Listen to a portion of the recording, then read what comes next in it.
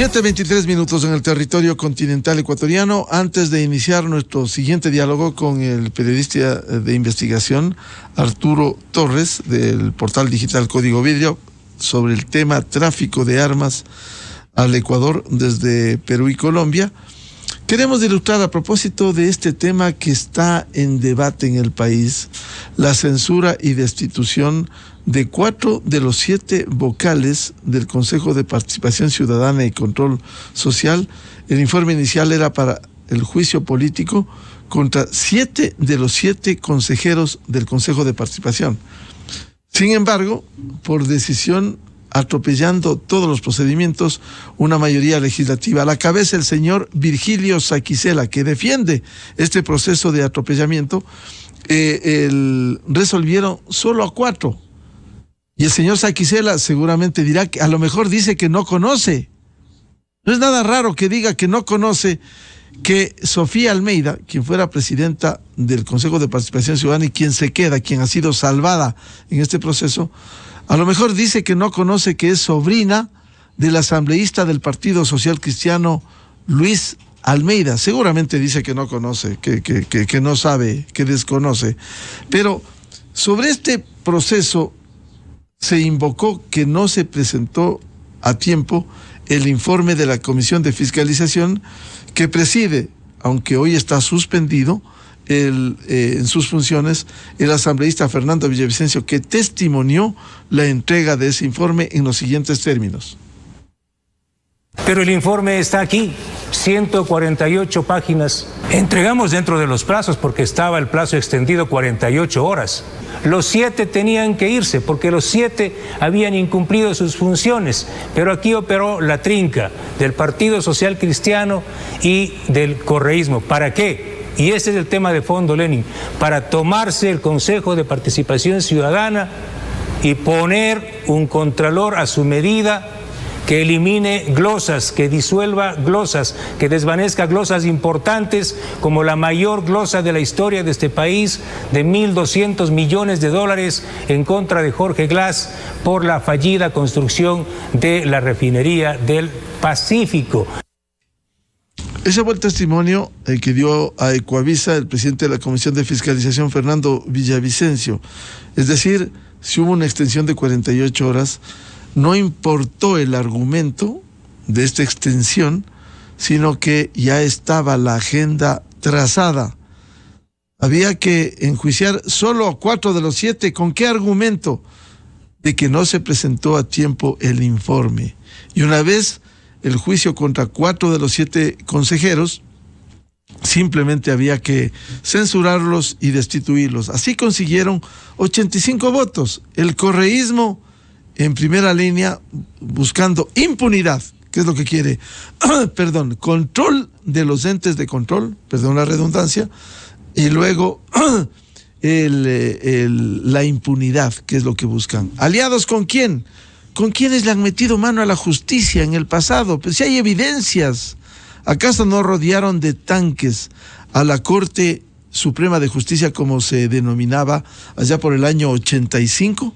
¿Acaso olvidamos de eso, lo que hizo el Partido Social Cristiano?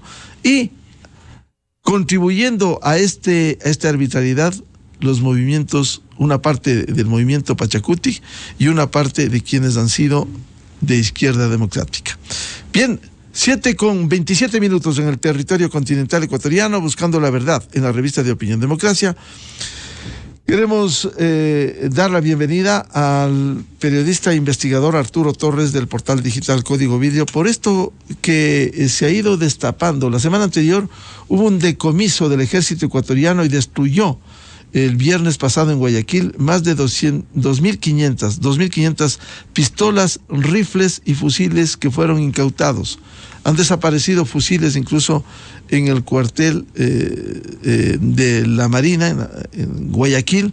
Es decir, esto es un hecho que debiera preocupar al país. 7.662 armas han sido incautadas en lo que va del año por las autoridades.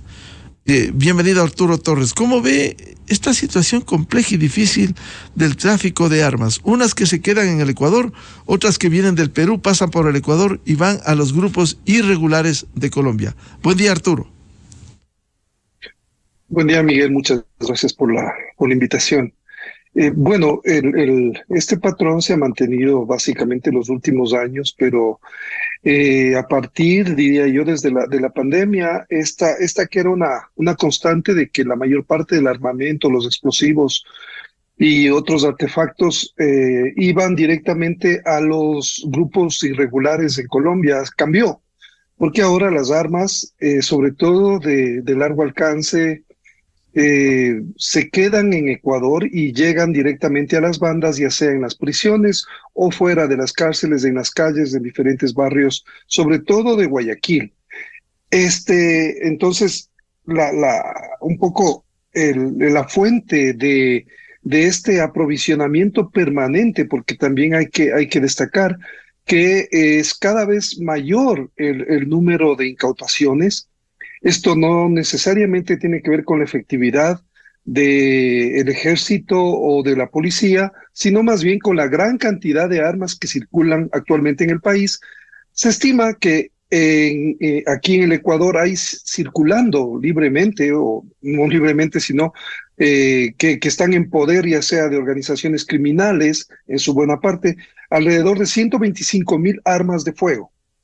Entonces, hay problemas también, Miguel, porque precisamente los hechos que se han denunciado y que han ocurrido las últimas semanas, sobre todo de los fusiles, por ejemplo, chinos que donó China, que salieron y que aparecieron luego porque fueron robados y aún no se sabe exactamente cómo opera esa red y cuántos fusiles más y cuánto armamento más y cuántas municiones más están extraviadas, porque no olvidemos que tampoco es que se han hecho últimamente unas grandes auditorías, por ejemplo, en los rastrillos también del Ejército, de la FAE, de la Marina.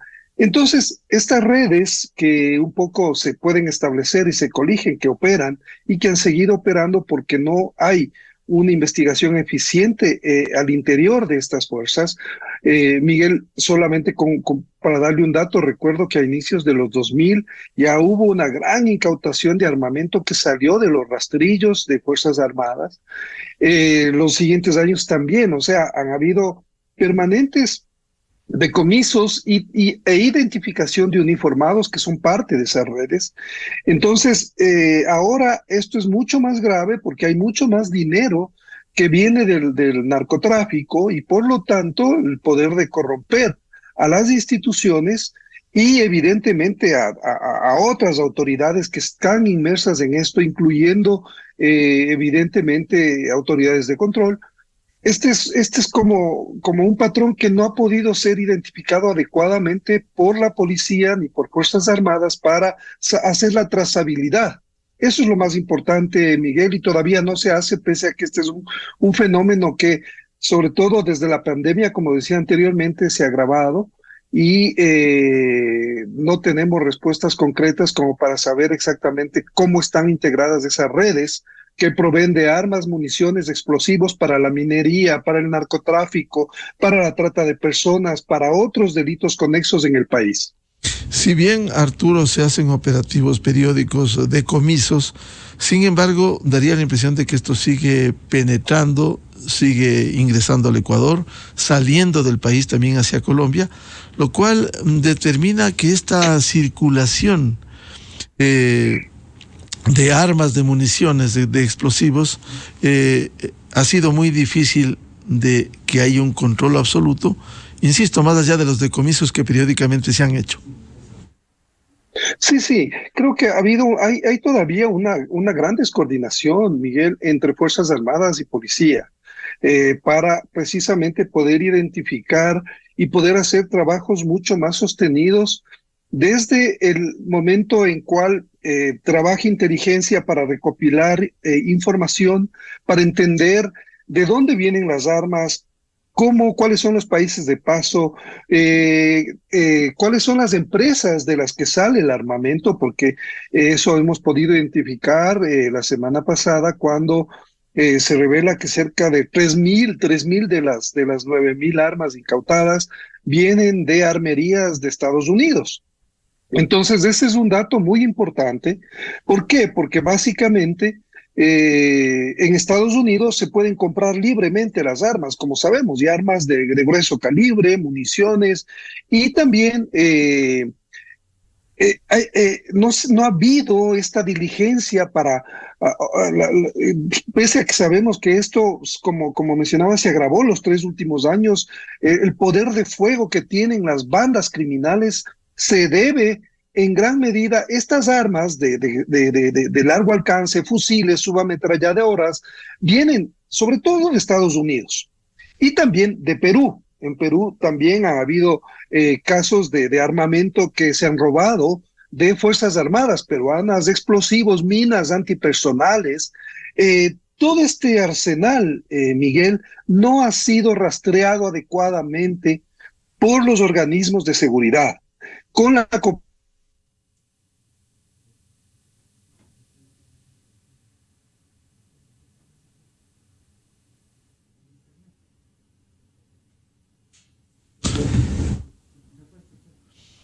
Este es un diálogo con Arturo Torres, periodista investigador del portal digital Código Vidrio, respecto del tráfico de armas hacia el Ecuador y desde el Ecuador hacia Colombia, armas, explosivos y municiones que vienen especialmente del Perú, que ingresan a nuestro territorio y que una parte de ello ha sido decomisado. El dato que publicaba este lunes, Diario Expreso, daba cuenta de que 7.662 armas han sido incautadas en lo que va del 2022 por las autoridades ecuatorianas. Por favor, Arturo, continúe.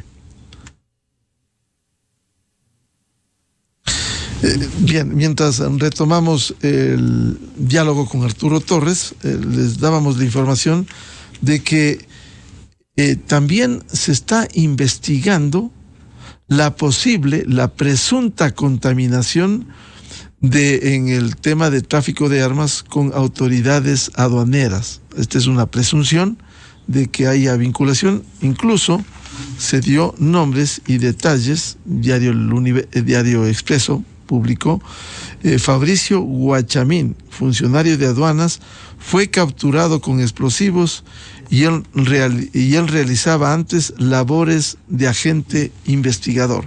Vean ustedes, esta es la realidad que vivimos en nuestro país, en donde al comienzo son autoridades, agentes que persiguen el delito y que finalmente se insertan precisamente en el delito, en este caso, en el tráfico de armas. Armas y explosivos que lastimosamente se camuflan incluso, como se ha denunciado, en productos que van a vender en los dos países, tanto en Colombia cuanto en Perú. Retomamos el diálogo con Arturo Torres. Por favor, Arturo, continúe. Sí, Miguel, me parece que es importante tener en cuenta que un factor que puede romper esta lógica del abastecimiento de armamento sobre todo para las bandas delincuenciales, que por eso es que ahora tienen un poder en ciertos casos superior al de Fuerzas Armadas incluso y de la policía, es identificando todas las redes y cómo es la cadena de abastecimiento. Sin embargo, los últimos años no ha habido la cooperación de otros países que debía haber en este tema, porque, bueno, hemos enfrentado un sinnúmero de crisis, pero esta línea de poder, sobre todo hacer una trazabilidad, que ya se está haciendo, porque vimos que también la semana anterior el gobierno de Estados Unidos anunció que estaba capacitando a la policía y estaba dotándole de herramientas tecnológicas como para, por ejemplo, compartir datos a través de bases de datos para precisamente identificar cuáles son las armas que más llegan al país y que han sido, por ejemplo, fabricadas en armerías de Estados Unidos. Esto es fundamental para además poder, una vez que se tenga ya identificada la red de las redes, sus integrantes, poder cortar esas redes logísticas que son las que han dado tanto poder de fuego a las organizaciones criminales que han causado actos terroristas, sobre todo las últimas semanas, y las matanzas en las cárceles con armas de fuego. Ya vimos lo que pasó en la penitenciaría, cuando personal de policía y Fuerzas Armadas fueron recibidos a tiros con armas de largo alcance, con explosivos, con todo tipo de arsenal, y se quedaron había como 13 heridos entre esos policías y militares. Entonces, Miguel, este primer paso que ya se está dando, que ya se está coordinando para tener información que permite identificar los patrones y de dónde vienen las armas, para cortar la logística, es vital. Si es que no se hace esto y además si no se identifica las redes de corrupción y al mercado negro que pasa, por ejemplo, desde Perú de diferentes formas a través de los más de 30 pasos clandestinos y además por la misma vía panamericana, porque ahí hay redes igual de corrupción entre personal de la fuerza pública, de las aduanas. Entonces necesitamos paralelamente a tener algunas acciones que permitan abordar esta problemática que es tan importante como hacer las capturas de droga, Miguel, porque esto es precisamente lo que ha vuelto tan peligrosas a estas organizaciones criminales, el acceder a armas que rebasan el poder de fuego que tiene la policía. Ya vimos ayer, por ejemplo, en un barrio de Guayaquil, cómo los tiguerones recibieron con armas de fuego a disparos a los policías que iban a hacer un operativo. Esa es la magnitud, y los tiguerones, por ejemplo, también están muy armados con armamento que llega por Colombia o con avionetas desde México. En fin, es un patrón bien complejo que hay que investigar a fondo, Miguel. ¿Y cómo está actuando la fuerza pública ecuatoriana? Sabemos que periódicamente hay estos decomisos, sino que daría la impresión de que esto desborda y no se puede hacer un control 100%, Arturo.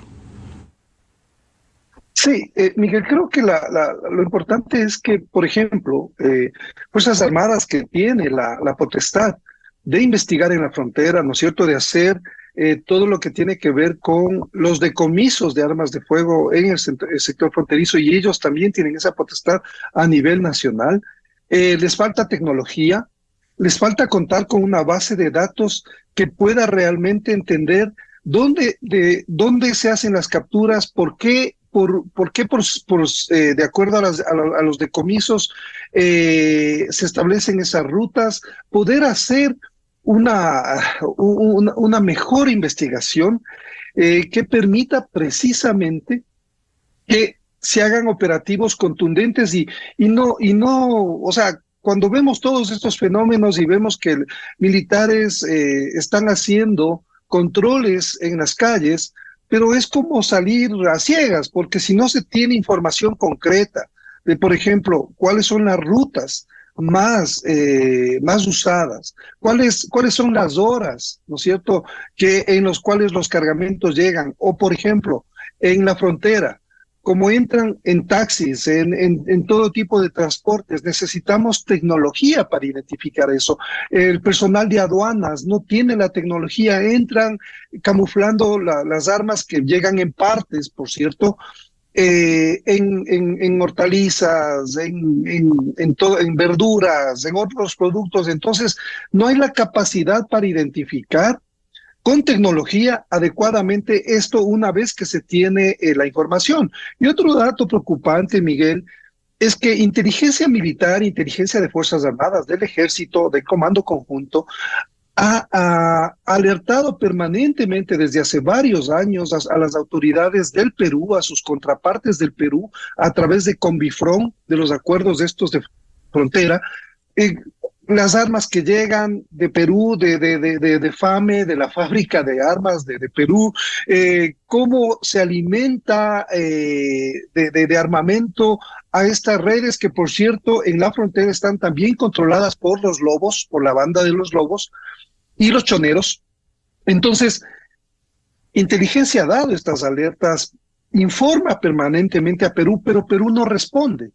No hay una respuesta de las autoridades peruanas para en conjunto poder frenar este problema que no solamente tiene que ver con las armas, sino con los explosivos que van para la minería ilegal, Como decía, también se han incautado minas antipersonales que fueron utilizadas en la época, en la guerra del Cenepa, por el Perú, y sin embargo, no existe porque vemos además que hay una crisis coyuntural, evidentemente en Perú, que complica absolutamente el panorama del control binacional.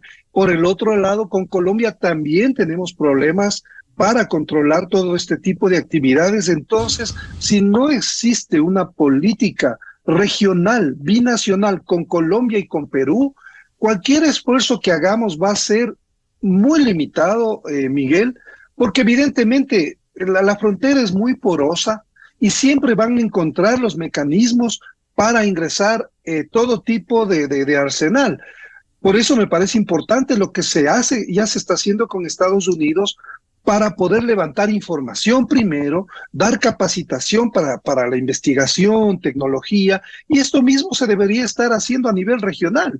Porque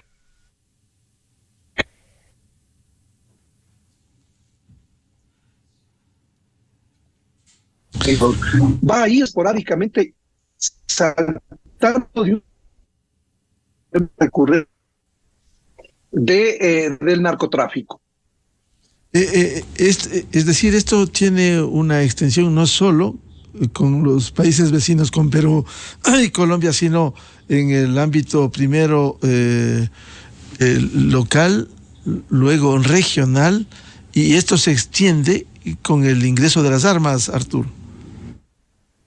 Claro, así es, Miguel. Si es que nosotros, si es que las autoridades no pueden entender, por eso es que también tuvimos la oportunidad de conversar con el canciller Holguín, y uno de los temas que más le preocupan, porque este ya no es un tema solamente que debe ser abordado por las autoridades de seguridad y de Fuerzas Armadas y policías, sino que es un nivel ya más a nivel, a una escala diplomática, ¿no es cierto? Y eso precisamente es lo que se está haciendo en este momento, y me parece que por ahí son como las decisiones que se tienen que tomar, porque el problema es regional y está focalizada los mayores hechos de violencia, porque ya sabemos el fenómeno de las bandas, cómo se fueron empoderando en las cárceles, que son cuarteles generales para la operación en las calles de todo tipo de delitos.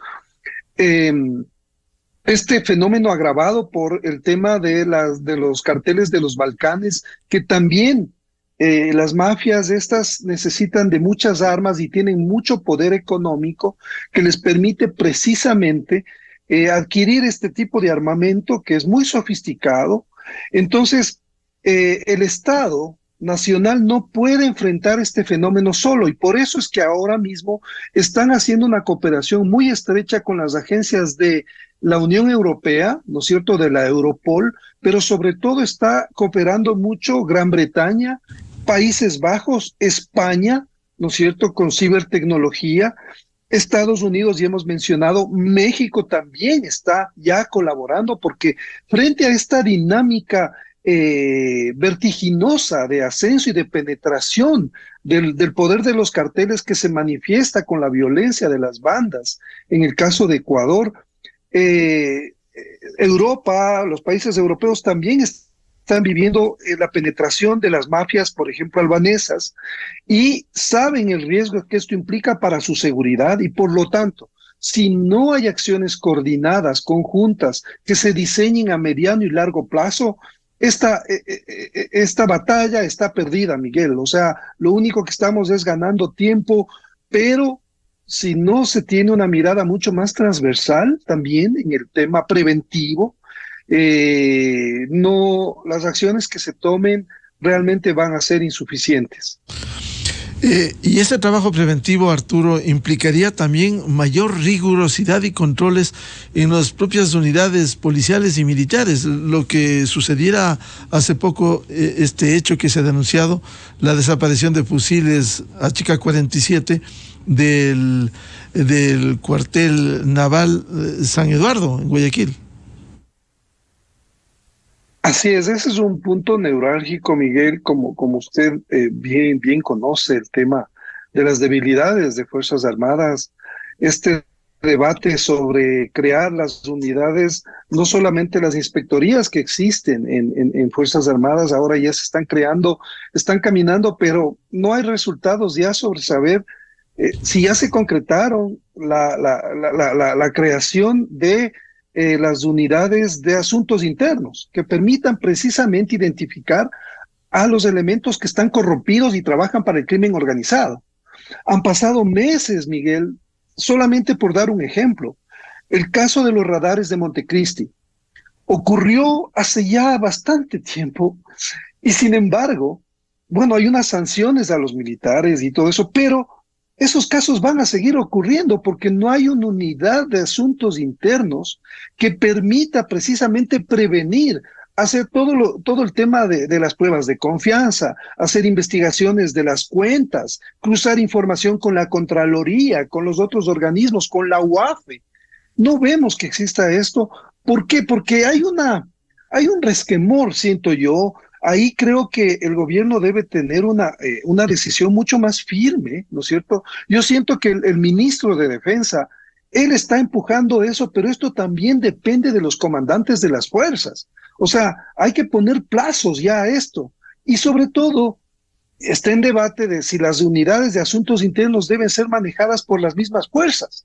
Porque eso significa que, por ejemplo, un capitán que llega a sus manos un caso de un coronel que está siendo investigado por un tema de tráfico de armas, difícilmente va a fallar o va a establecer que su superior cometió un presunto delito. Estas son cosas que se tienen que establecer, que ya se tienen que definir claramente, que, por ejemplo, desde mi punto de vista, yo recojo lo que dicen los expertos, las unidades de asuntos internos no deben ser parte de la fuerza, sino estar fuera, ser un organismo independiente, autónomo del Estado, pero por fuera, que permita una investigación mucho más independiente que pueda realmente identificar a los responsables, a las redes, en este factor que es fundamental. La prevención de la corrupción solamente se puede lograr si es que hay unidades que están investigando permanentemente al personal en un entorno en que evidentemente la corrupción es el principal riesgo para Fuerzas Armadas, porque estamos permeados por muchas actividades del narcotráfico, que ya vemos que ha penetrado a diferentes niveles en las instituciones del Estado y también en el sector privado, Miguel. Eso implica lo que decíamos, Arturo, mayor rigurosidad, porque si no hay esos controles, estos hechos van a seguir ocurriendo. La desaparición en los rastrillos del armamento, no hacer un seguimiento periódico permanente para registrar efectivamente el número que estaba en el rastrillo y que no desaparezcan el momento que se vuelve a evaluar, se vuelve a revisar y simplemente ya desapareció. Recordemos, Miguel, hace pocos meses también desaparecieron armas de un cuartel de la policía. ¿Y qué ha pasado con la investigación? No hay ningún resultado, no se hacen públicos los resultados. Este es un problema estructural. El hecho de que las entidades de control, las entidades de la fuerza pública, no respondan efectivamente ante hechos de corrupción al interior de sus filas, con procesos ágiles, transparentes, que no sea la prensa necesariamente la que tenga que estar presionando para conocer los resultados de las investigaciones. No hay transparencia, no hay un sistema que nos permita a nosotros, a la comunidad, conocer las acciones que están realizando Fuerzas Armadas, policía, las aduanas, todas las entidades encargadas de control sobre estos hechos de crimen organizado que se manifiestan también al interior de sus filas. Eso debería estar funcionando ya, un mecanismo que les exija que haya una rendición de cuentas permanente de las actividades de control interno. Sin embargo, Miguel, esto no está ocurriendo.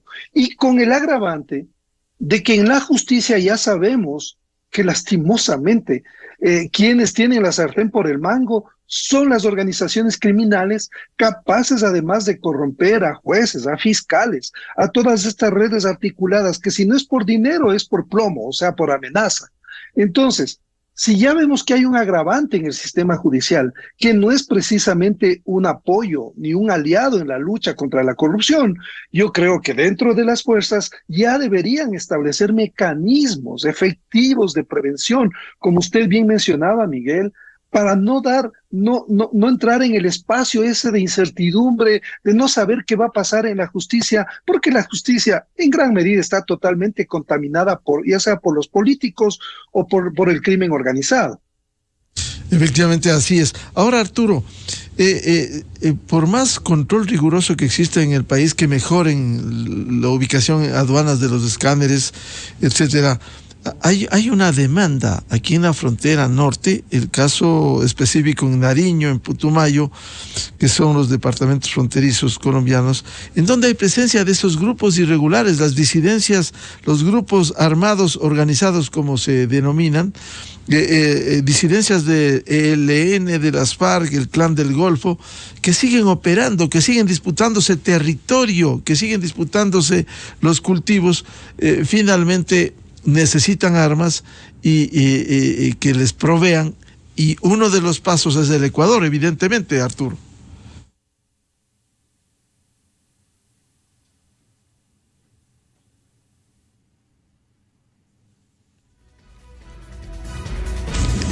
Es importante mencionar, nos está sí, ella ya está bien la señal. Sí. Creo que es importante entender que la dinámica que tienen los grupos armados colombianos que están vinculados a los carteles del narcotráfico y a quienes manejan los laboratorios donde se procesa la cocaína, también tiene que ver con un elemento fundamental que es el paso de gasolina, combustibles y precursores desde Ecuador. ¿No es cierto? Ya ni siquiera es la que viene de... Los precursores llegan por Perú, evidentemente, en buena parte, pero también en Ecuador. Sobre todo la gasolina, el combustible que se utiliza para procesar cocaína. Estos son los elementos que además se utilizan porque en la zona de Sucumbíos ya vemos que ahí tampoco es que hay gran movimiento ni hay grandes capturas, Miguel. Esto llama muchísimo la atención. Pese a que el fenómeno del robo permanente de combustible para alimentar a los laboratorios donde se procesa la cocaína ocurre desde hace décadas, Miguel, no se ha logrado frenar este fenómeno, porque la gasolina y los precursores que se utilizan en los laboratorios que existen en el cordón fronterizo, tanto en Putumayo como en Nariño, llegan de Ecuador, en su mayoría, en su gran parte. Sin embargo, estas redes de abastecimiento, de corrupción, se han podido romper.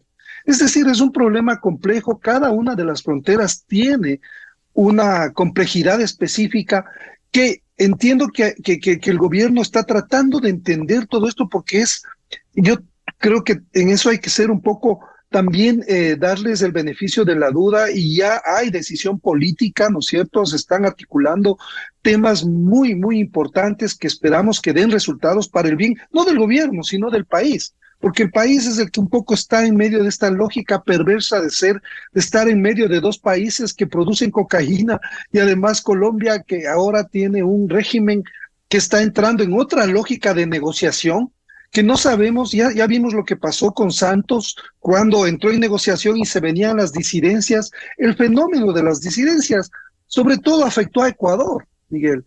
Recordará usted lo que pasó con el Frente Oliver Sinisterra, la crisis del 2018, todo lo que hemos vivido en el tema de seguridad.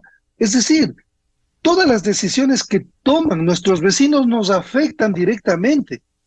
Entonces, creo que si es que evidentemente por eso se está buscando cooperación y se está intercambiando información con Israel, con otras potencias europeas y de Estados Unidos para primero contar con un esquema de protección que utilice tecnología, que pueda dotar de mejores capacidades a Fuerzas Armadas y Policía para enfrentar este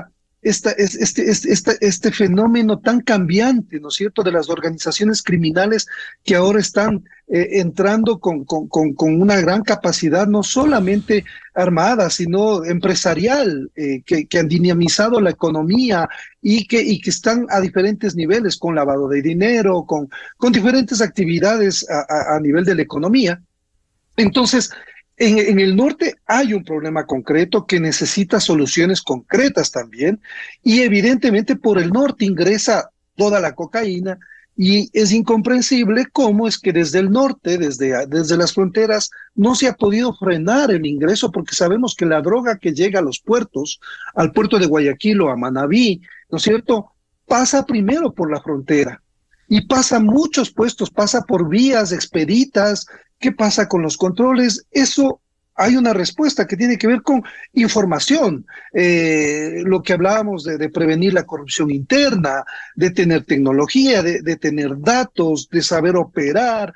O sea, son un sinnúmero de mecanismos, de decisiones que deben tomarse, y el gobierno está trabajando en eso, pero también hay que exigirles respuestas mucho más concretas a los encargados y a los responsables de este fenómeno que hemos dateado hace muchísimos años, Miguel. Lo de la gasolina, lo de los precursores es algo que se sabe desde hace mucho tiempo y sin embargo no se ha podido frenar. Claro, lastimosamente ese sendo reportaje que hizo Arturo, que reflejaba lo que está pasando en Esmeraldas, y daría la impresión de que esto se lee, se procesa, pero no se rectifica, y sigue esa dinámica de paso de la gasolina en estas condiciones, esta compra excesiva de los derivados del petróleo. Arturo, muchas gracias. La atención a la revista de Opinión Democracia, muy ilustrativo. Seguiremos hablando porque este es un problema latente para el Ecuador y su seguridad. Muy amable, Arturo Torres, del portal digital Código Video. Buen día, Arturo. Muchas gracias, Miguel. Un excelente día. Muy amable, de igual manera para usted. 7:58 en el territorio continental ecuatoriano. Pausa publicitaria y ya volvemos. Tenemos previsto un diálogo con el ministro de Gobierno, doctor Francisco Jiménez, y la consulta popular y otros temas de coyuntura en el país. Miguel Rivadeneira en la revista de Opinión Democracia.